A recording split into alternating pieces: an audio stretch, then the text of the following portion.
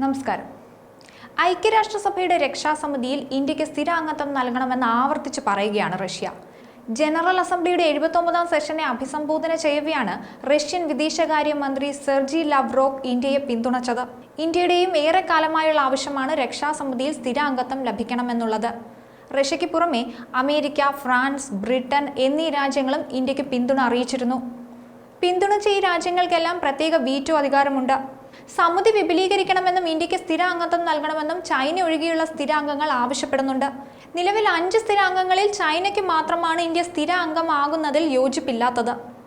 ഏഷ്യയിൽ നിന്നുള്ള ഒരേ ഒരു സ്ഥിരാംഗവും ചൈന മാത്രമാണ്. ചൈനയ്ക്ക് വീറ്റോ പവർ ഉള്ളതുകൊണ്ട് UN-ൽ മേൽക്കൈയുണ്ട്. വീറ്റോ പവറുള്ള മറ്റ് 4 അംഗ രാജ്യങ്ങൾക്ക് പുറമെ UN സുരക്ഷാ കൗൺസിലിൽ ഇന്ത്യക്ക് സ്ഥിരാംഗത്വം നൽകണമെന്ന ആവശ്യത്തിൽ പിന്തുണ അറിയിച്ച് ഭൂട്ടാനും പോർച്ചുഗലും രംഗത്തെത്തിയിരുന്നു. നിലവിൽ സുരക്ഷാ കൗൺസിൽ ഭൂതകാലത്തിന്റെ അവശിഷ്ടമാണെന്നും സമഗ്രമായ പരിഷ്കരണം ആവശ്യമാണെന്നും അഭിപ്രായപ്പെടുന്നവരേറെയാണ്. UN സുരക്ഷാ കൗൺസിൽ സംവിധാനം കാലഹരണപ്പെട്ടതാണെന്നും ഉടച്ചുവാർക്കലുകൾ അനിവാര്യമാണെന്നും പോർച്ചുഗീസ് പ്രധാനമന്ത്രിയും അറിയിച്ചിട്ടുണ്ട്.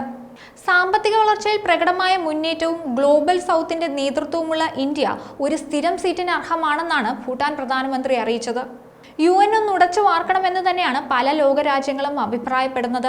ഐക്യരാഷ്ട്രസഭയുടെ സുരക്ഷാ സമിതിയിലെ സ്ഥിരാംഗങ്ങളുടെ എണ്ണം വർദ്ധിപ്പിക്കണമെന്ന് ഏറെക്കാലമായി ആവർത്തിക്കുകയാണ് ഇന്ത്യ.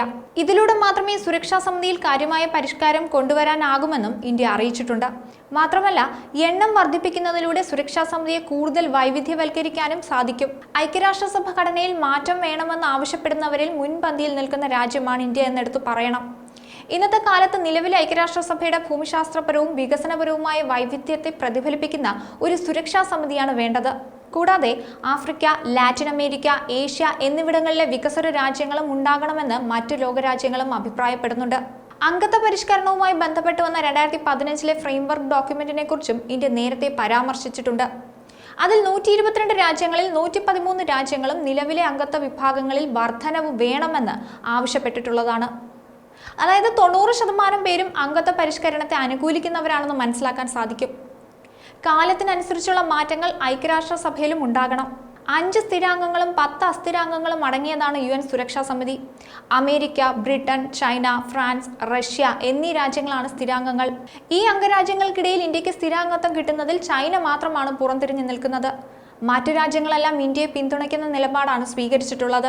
ലോകത്തിലെ ഏറ്റവും വലിയ അന്താരാഷ്ട്ര സംഘടനയാണ് UN നിലവിൽ വന്നത് 1945 ഒക്ടോബർ 24-നാണ്.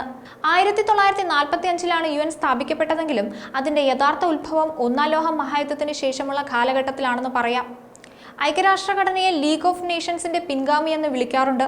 എന്തായാലും അധികകാലം ഐക്യരാഷ്ട്രസഭയിലെ സുരക്ഷാ സമിതിയിൽ നിന്ന് ഇന്ത്യക്ക് സ്ഥിര അംഗത്വം നൽകുന്നതിൽ തടയിടാൻ ചൈനയ്ക്ക് സാധിക്കില്ല. ന്യൂസ് ഡെസ്ക് ഈനാട് മലയാളം.